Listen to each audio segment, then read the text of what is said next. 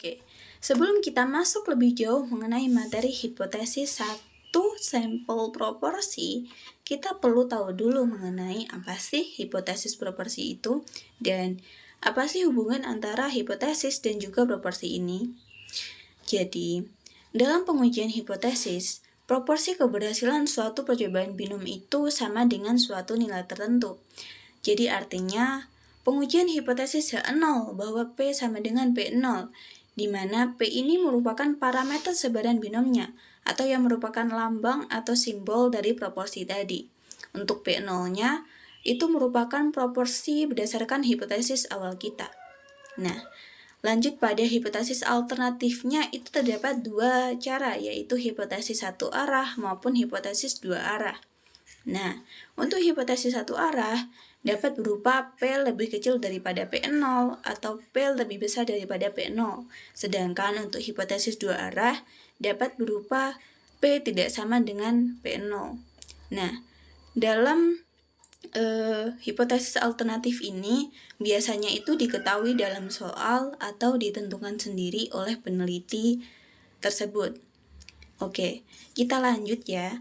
Untuk hipotesis proporsi, kita ketahui bahwa hipotesis proporsi ini digunakan untuk menguji klaim atau dugaan tentang proporsi suatu populasi. Dan biasanya kita akan membandingkan proporsi sampel dengan proporsi yang diasumsikan dalam suatu populasi. Misalnya, apakah benar 70% mahasiswa manajemen keuangan syariah menyukai mata kuliah statistik inferensial?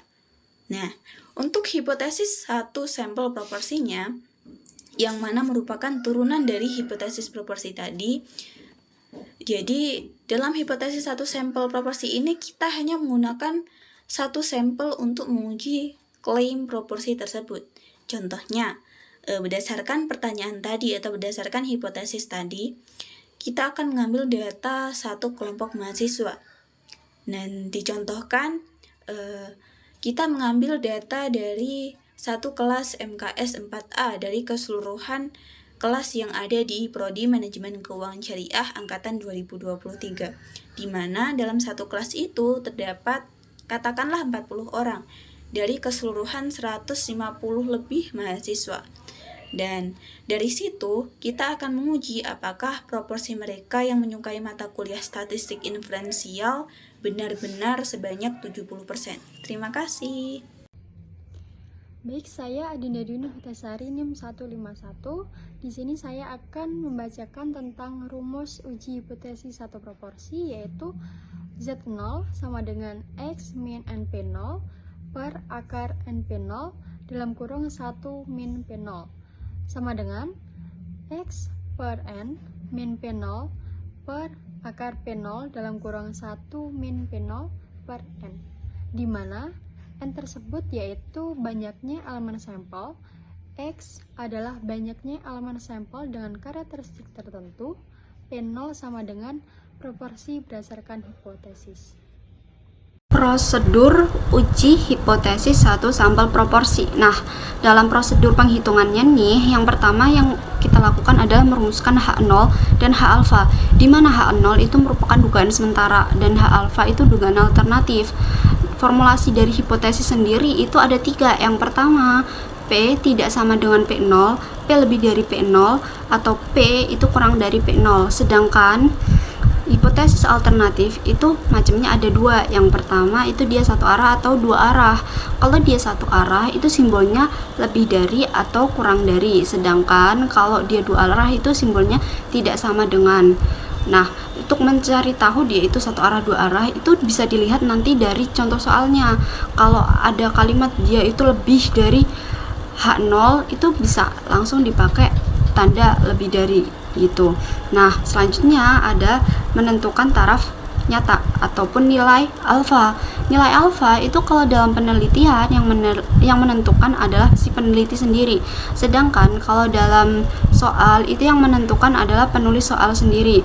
Nah, untuk mencari nilai alfa itu rumusnya adalah 1 diminus nilai alfa yang sudah ditentukan. Nah, selanjutnya adalah menentukan frekuensi yang diobservasi.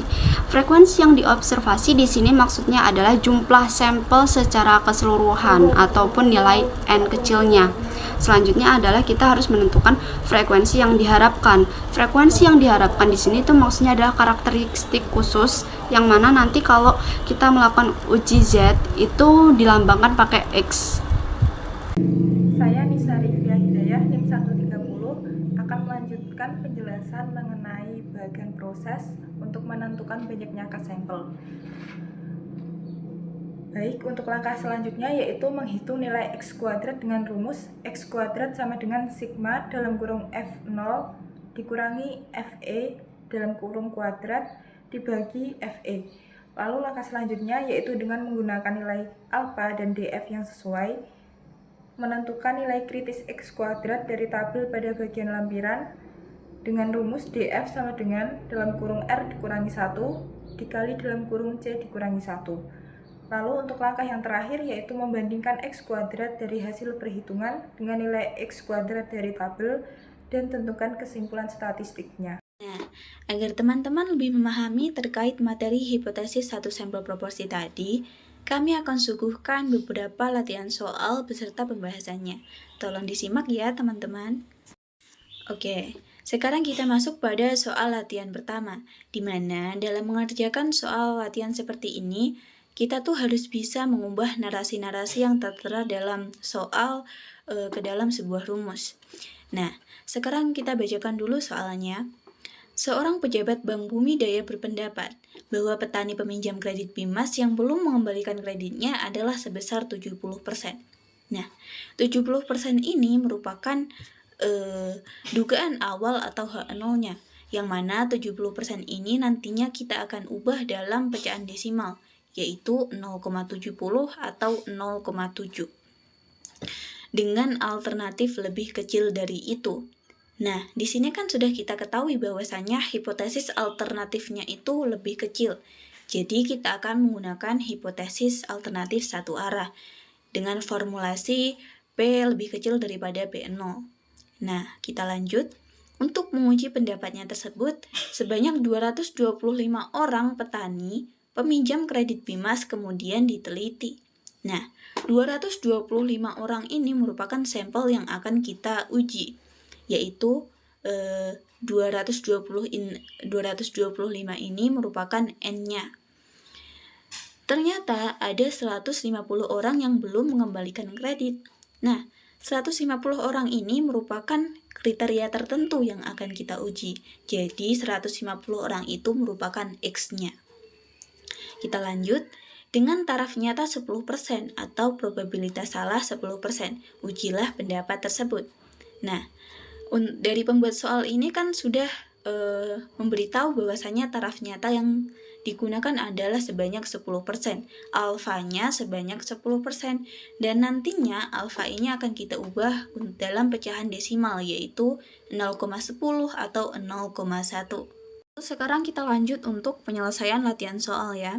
Karena kan kita sudah menganalisis apa saja yang kita ketahui dari soal tadi. Dan kita tahu dari soal bahwa H0 itu adalah P lebih dari atau sama dengan 0,70 atau 70% yang tadi. Lalu H alfanya atau hipotesis alternatifnya adalah P lebih kecil daripada 0,70. Dan kita juga mengetahui bahwasanya sampelnya adalah N sama dengan 225, dan juga kriteria lain yang akan kita gunakan yaitu X sama dengan 150. Dan pembuat soal juga sudah menentukan bahwasannya alfa yang kita gunakan atau taraf nyata yang kita gunakan adalah sebesar 10% atau kalau kita ubah itu 0,1. Dan dari alfa ini kita akan mengetahui nilai Z alfanya. Untuk mengetahui nilai tabel dari alfa ini kita akan menggunakan rumus yaitu 1 dikurangi alfa. Nah, alfanya kan kita sudah tahu bahwasannya 0,1. Jadi 1 dikurangi 0,1 adalah 0,9. Nah, kita akan melihat pada tabel distribusi normal nilai 0,9 atau nilai yang mendekati itu. Dan kita tahu bahwasanya nilai itu berada pada nilai Z 1,28 dalam tabel distribusi normal. Nah, dari sini kita akan masukkan pada rumus hipotesis satu sampel proporsi, yaitu Z0 sama dengan X dikurangi NP0 dibagi akar NP0 dikali 1 min P0. Nah, dari pernyataan-pernyataan yang sudah kita ketahui tadi, dari nilai-nilai tadi, kita akan masukkan pada rumus, yaitu 150 dikurangi 225 dikali 0,70 dibagi akar 225 dikali 0,70 dikali 0,30. Kenapa kok 0,30? Karena 1 dikurangi P0. P0-nya kan 0,70. Jadi 1 dikurangi 0,70 itu kita dapatkan 0,30. Sudah ya? Ini sudah clear, jadi kita akan lanjut. Dari nilai tadi kita akan dapatkan 150 dikurangi 157,5 dibagi 3,15 dan akan kita dapatkan nilai sebesar minus 2,38. Nah, kesimpulannya, karena Z0-nya itu lebih kecil daripada Z alfa, yaitu min 2,38 lebih kecil daripada 1,28, jadi dari sini dapat kita simpulkan bahwasannya H0 ini tidak ditolak dan H0 ini ternyata benar dan dapat diterima. Berarti pendapat bahwa 70% petani belum mengembalikan pinjaman kreditnya kepada BIMAS adalah pernyataan yang benar. Seperti itu. Terima kasih. Untuk contoh soal yang kedua, yaitu seorang pejabat BKKBN berpendapat bahwa 40% penduduk suatu desa tidak setuju dengan KB, dengan alternatif tidak sama dengan 40%. Untuk menguji pendapatnya, telah diuji 400 orang sebagai sampel, ternyata 152 orang menyatakan tidak setuju, dengan tingkat 1%, probabilitas adalah 1%. Ujilah pendapat pejabat tersebut. Untuk penyelesaiannya, kita ketahui terlebih dahulu. Untuk yang diketahui yaitu P0 sama dengan 0,4. Dilihat dari soalnya yaitu 40%. Alfanya yaitu sebesar 1%. Dijadikan desimal jadi 0,01. X-nya kita ketahui yaitu sebanyak 152 orang. N-nya kita ketahui yaitu sebesar 400 orang. Maka H0 banding P sama dengan 0,40, H1 banding P tidak sama dengan 0,40. Kita cari nilai Z tabel yaitu Z alfa per 2 sama dengan Z 0,01. 0,01 kita ketahui dari alfanya tadi 1%, kita jadikan desimal jadi 0,01 per 2. Jadi kita peroleh yaitu Z-nya 0,005. Untuk mengetahui min 2,58 kita cari di tabelnya. Di tabel distribusi normal yaitu kita cari yang mendekati 0,005, kita tarik ke kiri yaitu sebesar min 2,5 dan kita lihat di kanan atas yaitu 0,8. Jadi kita jumlahkan, hasilnya yaitu min 2,58. Nah, untuk kita statistik ujinya yaitu kita masukkan rumusnya tadi, Z0 sama dengan X min NP0 per akar NP0 kurung 1 min P0 sama dengan X nya tadi yaitu 152, kita masukkan min NP0, N nya 400, P0 nya 0,4 per akar 400, 1 P0 nya 0,4 dalam kurung 1 min 0,4. Kita peroleh yaitu min 8 per 9,798 sama dengan min 0,82.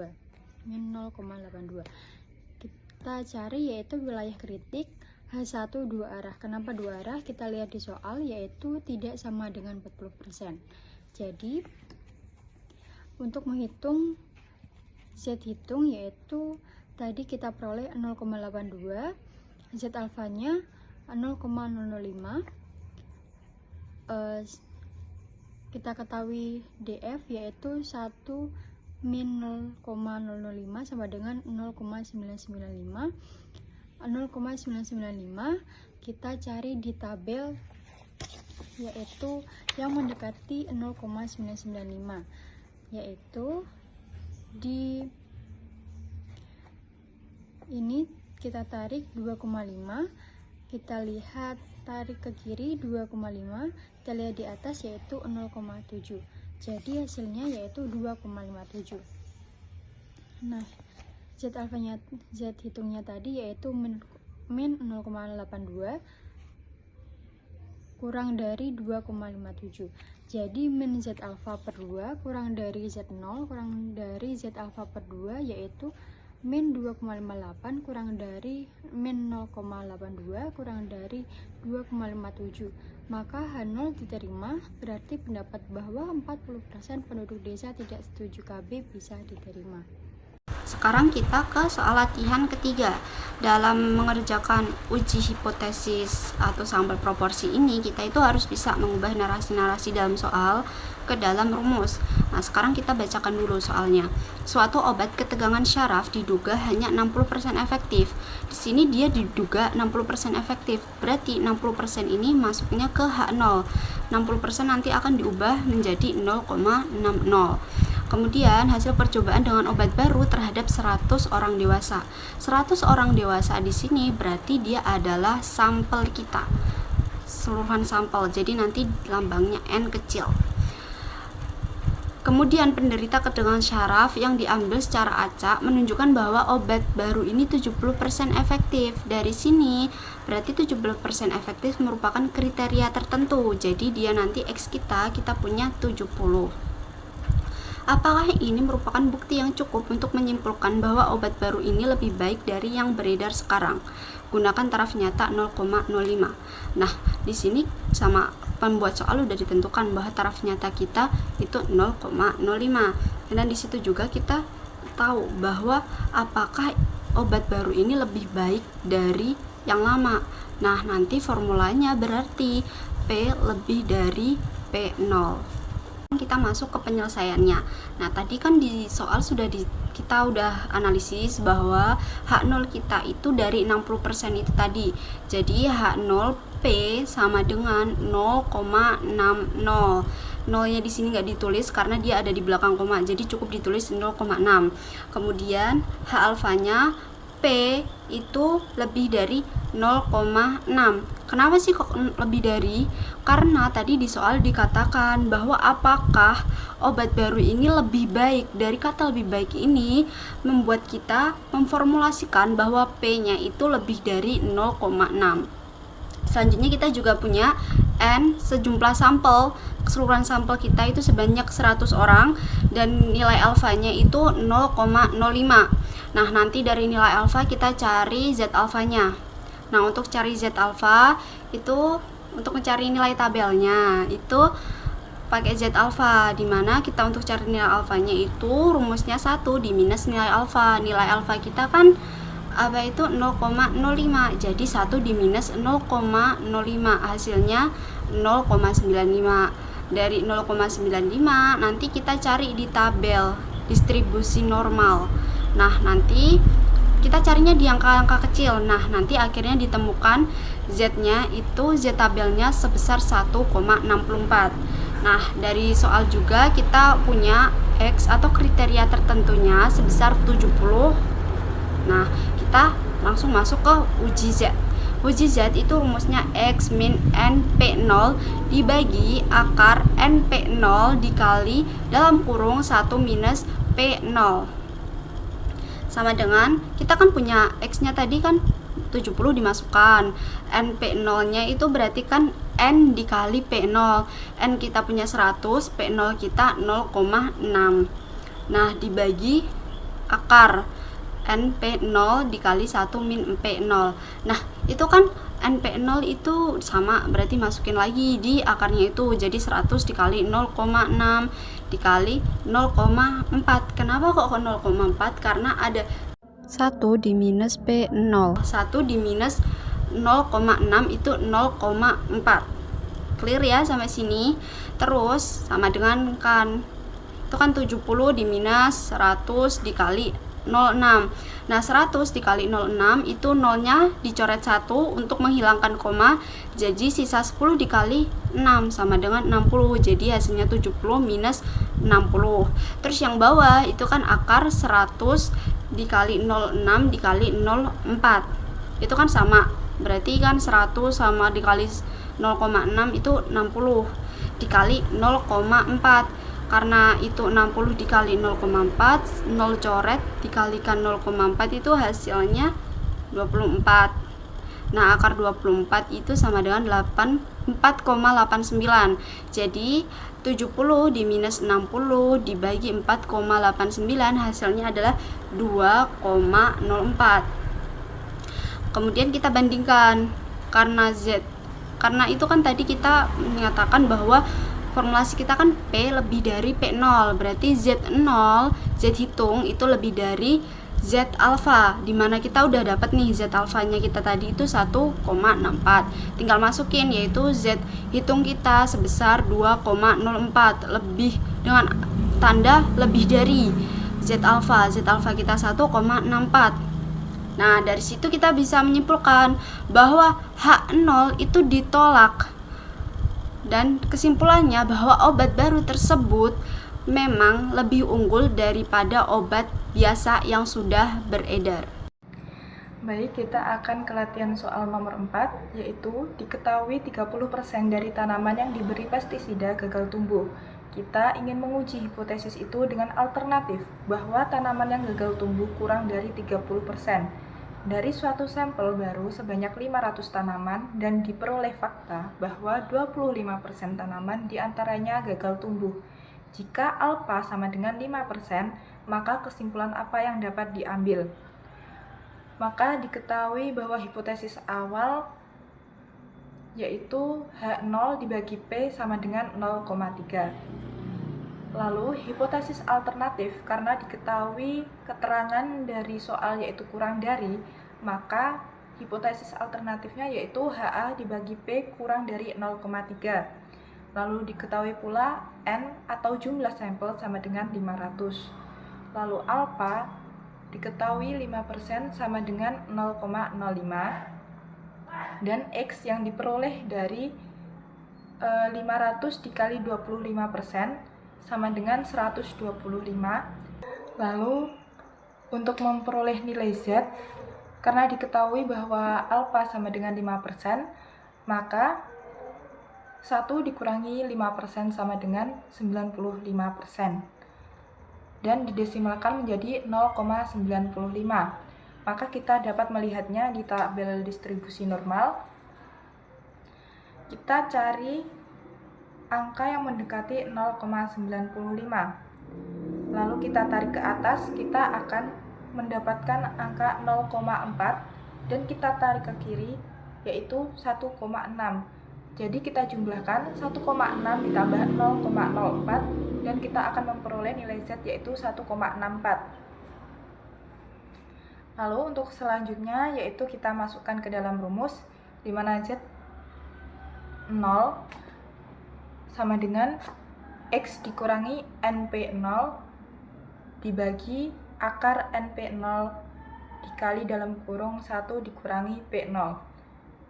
Maka kita peroleh hasil sama dengan 125 dikurangi 500 dikali 0,3 dibagi akar 500 dikali 0,3 dikali 0,7 sama dengan 125 dikurangi 150 dibagi 4,89 sama dengan negatif 2,44. Baik, karena Z0 sama dengan negatif 2,44 kurang dari Z alfa sama dengan 1,64, maka H0 tidak ditolak atau diterima.